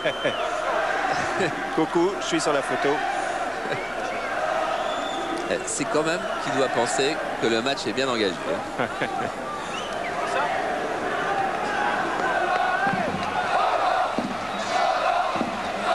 Jean-Pierre Papin qui disait avec l'arrivée du Kaiser, nous sommes à l'abri de l'échec. C'est pas vrai, Cannes l'a montré. Et on peut penser que l'équipe de Gérard Gilly aurait joué à peu près le même match aujourd'hui. L'empreinte du Kaiser, elle ne doit pas encore être en quelques jours aussi nette. Fournier, voilà Waddle, Fournier, Bijota qui revient. Et c'est une sortie de but. Oui, puis on ne juge pas un entraîneur sur un match, que ce soit Beckenbauer à Marseille ou Gilly demain à Bordeaux. Complètement. Gilly qui nous regarde ce soir et qui doit quand même avoir un petit pincement au cœur de voir cette équipe de l'OM sans lui. Maintenant, il a tourné la page, il en a une autre. Avec un autre effectif, avec d'autres qualités, mais avec des challenges formidables à jouer aussi. Sonore. Et Chris Waddle vient d'arbitrer et de tromper, juste de touche et arbitre. Référé est un mot anglais.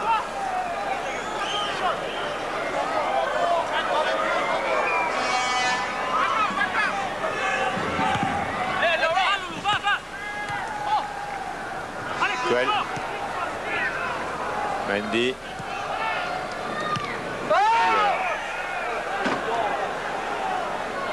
Faute de Germain sur Diaz. C'est joué rapidement avec Bijota. Bien joué pour Rui Barros. Rui Barros qui va partir, qui est crocheté, qui est bousculé. Oh là là, difficile de savoir là. S'il prend un carton, Rui Barros, il y va. Non.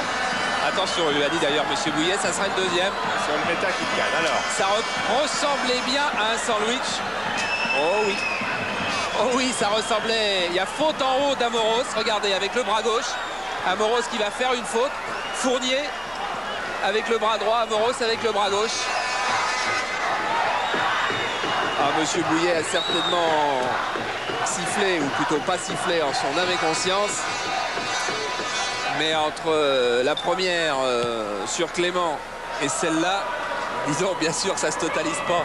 Et que deux fois 60% de faute, ça fait pas 120% d'un penalty. Mais c'est quand même bien quelque chose dans ce genre-là. Waddle. Retour de Sonore sur Waddle. Bon tacle de Luc Sonore. Bijota. Valéry. Ah oui, mais la construction là, dans cette zone médiane du terrain, vraiment Monaco a un mal fou. Regardez, ce ballon n'en sort pas de cette zone-là. Quand ils arrivent là, ils ne passent plus. Transversal de Sauzé sur Passy. Wea récupère. Passy. Bien joué, qui reglisse pour Wea. Qui a Boli sur le dos, bien entendu. Et Boli tacle dans les pieds de Gérald Passy.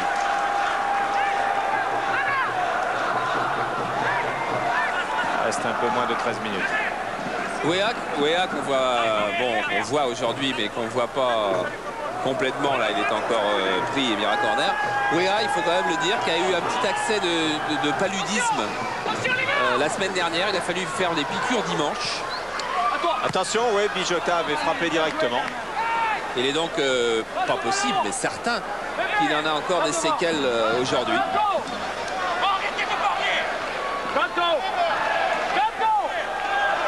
Absence de ballon. Ça, c'est marrant ce qu'on vient d'entendre.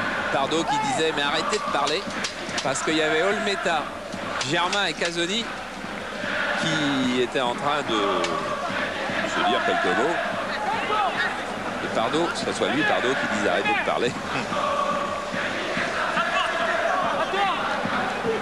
Petit coup de talon de Wea. Et frappe de Mendy. Mendy qui a déjà marqué un but cette saison. Et qui a eu un petit pépin à l'entraînement hier. Il a eu très peur et il s'est fait très mal à l'épaule à la fin de l'entraînement.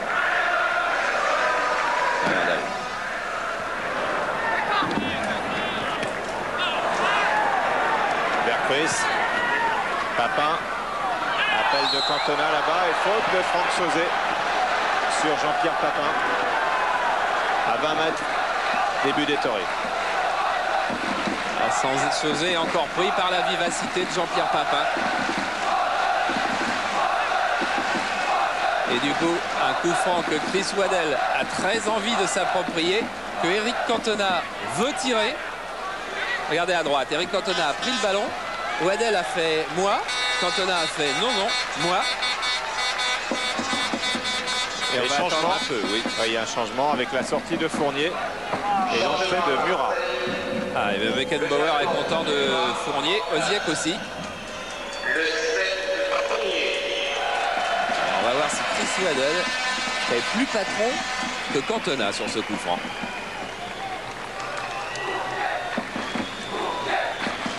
Murat qui a joué aussi en 3e division. Cantona discute toujours. Je crois que Waddell a pris l'affaire en main.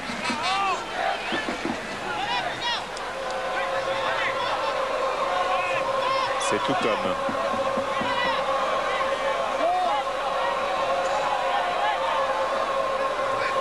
Joseph-Antoine Bell tremblerait dans cette situation car Chris Waddell lui a marqué 2 coups francs de là. Dans le mur.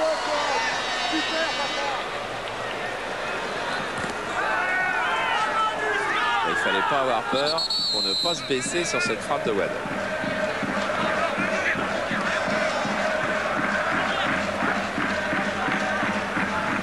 Et on est dans les 5 dernières minutes.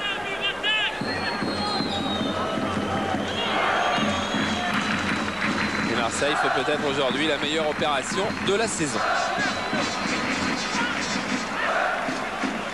Encore qu'il ne faudra pas sous-estimer les chances de l'Agia Auxerre et de Guiraud qui ont une équipe très complète cette saison.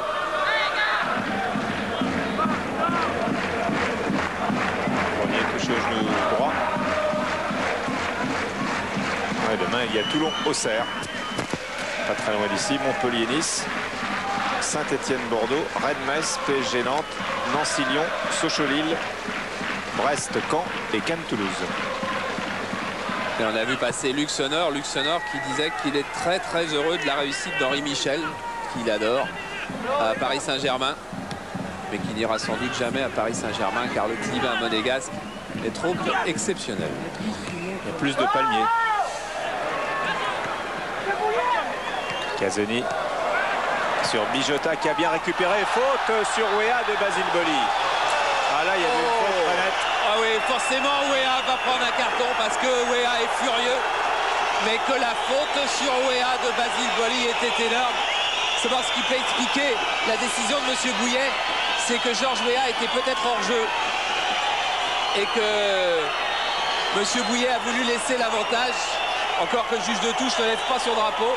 Enfin, il est hors jeu, mais il est hors jeu d'abord parce que Boli le pousse un petit peu pour qu'il soit hors jeu aussi. Il est hors jeu, ça c'est indiscutable. Mais à partir du moment où le juge de touche ne lève pas son drapeau, et le juge de touche n'a pas levé son drapeau, alors bien ma foi le jeu se poursuit normalement, et alors il y a faute de Boli sur Wea. Et il y a carton jaune pour le Libérien. Ah oui, c'est vrai qu'un match est fait aussi de petites injustices. Celle-là en est une, parce qu'il est plus qu'humain après la faute que Boli a fait sur Wea, que Wea est d'une réaction d'humeur. Bien sûr, c'est pas bien, mais c'est forcément explicable. Georges Wea qui prend son premier carton de la saison.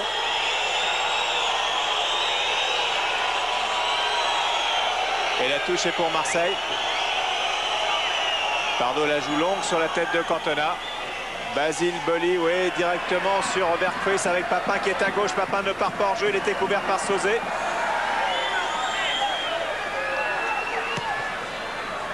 Transversal vers Cantona qui prend l'avantage sur Sonneur. Faute, Cantona accroché par Sonneur, mais c'était dans le jeu. Regardez, on va revoir cet incident de jeu. Bon, il est en jeu, mais on n'en parle plus puisque le juge de touche l'a pas signalé. Et là, Basile Boli qui a pris à bras le corps et par le maillot Georges Wea qui s'écroule. Alors que de l'autre côté, là c'est Luc Sonneur qui est resté au sol. Il a dû être touché par Cantona. Et Ettori est venu dire à M. Bouillet qu'il n'était pas content non plus. Michel Franco, le kiné des Monégasques, kiné et confident. Rôle très important. Comme beaucoup de kinés. Regardez Sonneur où il est touché. Il est touché dans le choc avec Cantona. de vertèbre à la tête.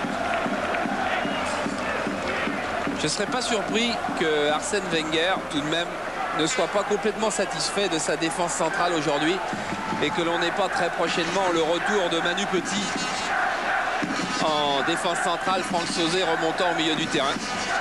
Emmanuel Petit, donc, il se remet doucement d'une dissension du ligament du genou consécutif à un choc avec Loco au bataillon de Joinville. Et Emmanuel Petit, qui au retour de son match sur l'équipe de France contre la Pologne, a offert son maillot, son premier maillot d'équipe de France à Glenn Hoddle. Glenn Hoddle qui n'a toujours pas repris l'entraînement et dont plus personne ne croit malheureusement qu'il pourra rejouer. Et attention à Vercruysse ce qui arrive bien. Oh là là, transversal. Et il y avait eu un coup franc pour une faute de Vercruysse avant sur Mendy. Alors que la fin de match est extrêmement difficile sur le terrain, que normalement le temps réglementaire est terminé, qu'il y a des arrêts de jeu et que là c'est très chaud, trop chaud. Voilà, et que Roger Mendy lui-même est en train de s'énerver. La faute de Vercruysse y était, c'est évident, mais elle est sifflée par Monsieur Bouillet, donc il n'y a normalement plus rien à dire. Et Roger Mendy, vous voyez, très en colère après Vercruysse.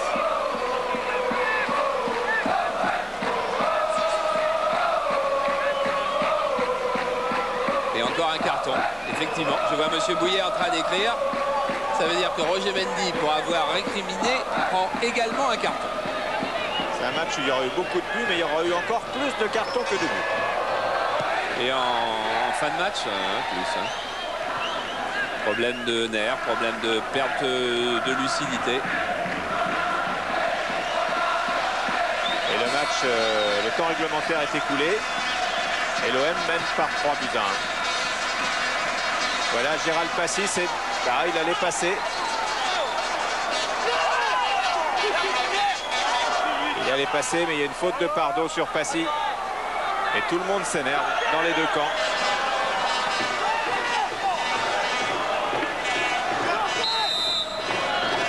Passy au coup franc, sorti, non, pas sorti. Wea aurait dû laisser à Rui Barros qui était derrière lui. Franck Sauzet bien récupéré. En force, frappe de Sauzet, envoyé par Casoni. Sauzet qui remet Rui Barros au-dessus des buts d'Olmeta. Oui, avec un bon Olmeta encore. On verra si c'est lui qui touche le ballon, mais d'abord, bon, il y a contre de Casoni, mais Olmeta y était sur cette frappe de Sauzet. Centre en retrait de Sauzet, frappe de Rui Barros.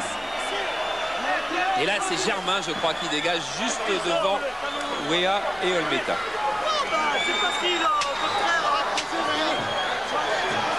Non, c'était pas corner d'ailleurs. C'était l'attaquant de Monaco qui a mis la balle au-dessus. C'est un corner. Corner.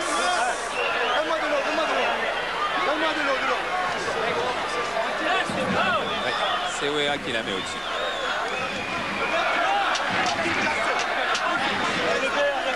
Voilà, et Georges Wea, il est toujours en train de parler de l'incident avec Boli à Monsieur Bouillet.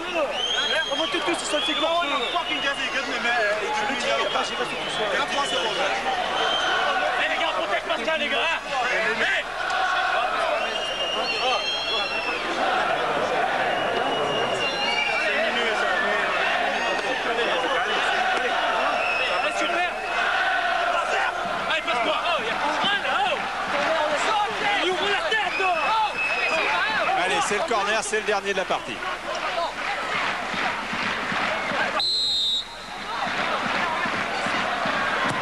Par Passy directement dans les buts et Olmeta met en corner rebelote. Il est venu vite Olmeta, hein. Cantona vient le féliciter car il est venu vite car la frappe de Passy était rapide.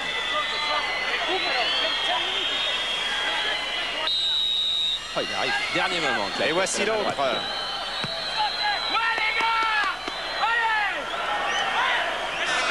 Et pour l'OM, l'affaire est dans le sac maintenant. Ce sera la 8e victoire de la saison. Hors-jeu de Rui Barros. Et Olmeta va prendre son temps.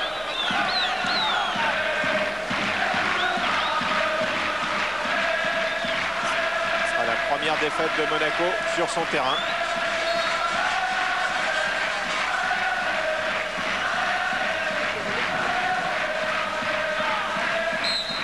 Et voilà, c'est fini sur ce score de 3 buts à 1. Ballon envoyé dans le ciel monégasque par Jean-Pierre Papin, auteur du dernier but. C'est Germain qui avait ouvert le score. Sauzet égalise d'entrée de jeu dès le début de la deuxième mi-temps. Puis Vercruis et Papin qui marquent son 8e but et reprend la tête seul du classement des buteurs. Les autres matchs auront lieu demain. Voilà, et M. Bouillet est en train de promettre de mettre des choses supplémentaires sur son rapport si on continue à l'embêter. Maintenant, c'est Bijota, c'est fait très calmement. Mendy est un peu plus énervé. Quant à Wea, Luc Sonneur est en train de le ramener lui-même dans les vestiaires, car il en veut toujours à l'arbitre. Pas Chris Waddle, visiblement.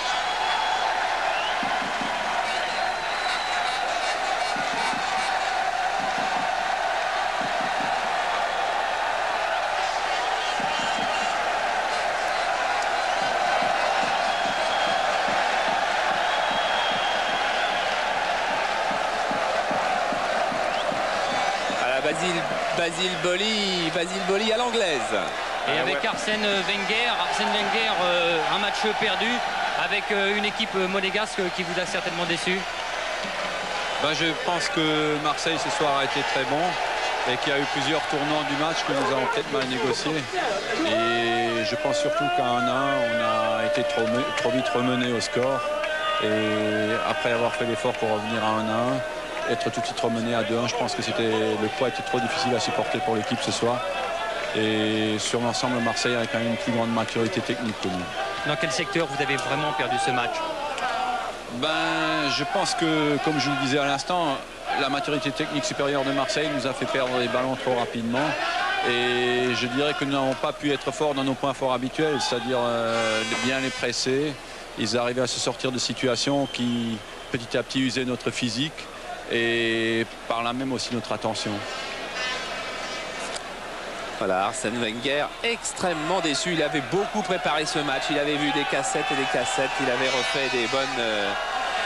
Il avait refait une préparation tactique de tous les instants. Mais le jeu se décide sur le terrain. Les buts de Papin, la Camiso.